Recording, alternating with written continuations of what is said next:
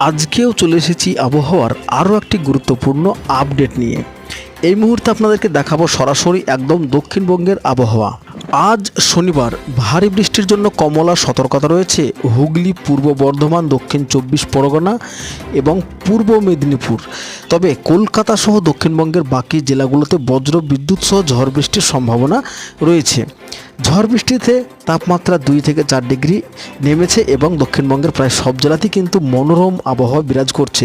তবে আগামী বুধবার থেকে ঝড় বৃষ্টির সম্ভাবনা আরও বাড়বে দক্ষিণবঙ্গের জেলাগুলিতে। উত্তরবঙ্গের ক্ষেত্রে আজকে শনিবারও রয়েছে গুরুত্বপূর্ণ আপডেট। তবে আজ শনিবার উত্তরবঙ্গে ভারী বৃষ্টি থেকে অতি ভারী বৃষ্টির সতর্কতা রয়েছে।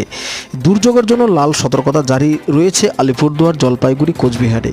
এছাড়াও দার্জিলিং, কোচবিহার এবং কালিম্পংয়ে রয়েছে কমলা সতর্কতা। তবে বজ্র বিদ্যুৎ সহ 30 থেকে 40 কিলোমিটার বেগে ঝোড়ো বাতাস বয়ে যাবে এবং বৃষ্টিপাত থাকবে।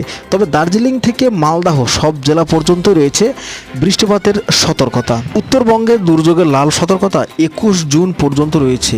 সোমবারেও অর্থাৎ আগামী পরশুদিন দুর্যোগের জন্য কমলা সতর্কতা জারি রয়েছে বেশ কিছু এলাকায় এবং ভারী বৃষ্টির জন্য হলুদ সতর্কতা জারি থাকবে বৃহস্পতিবার পর্যন্ত।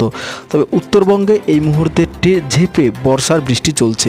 দক্ষিণবঙ্গে রয়েছে আমাদের নাজেহাল অবস্থা। তবে গত কয়েকদিনে যে তাপমাত্রা বাড়ন্ত ছিল সেই তাপমাত্রা কিন্তু বেশ কিছুটা কমেছে আগামী বেশ কয়েকদিনের বৃষ্টি।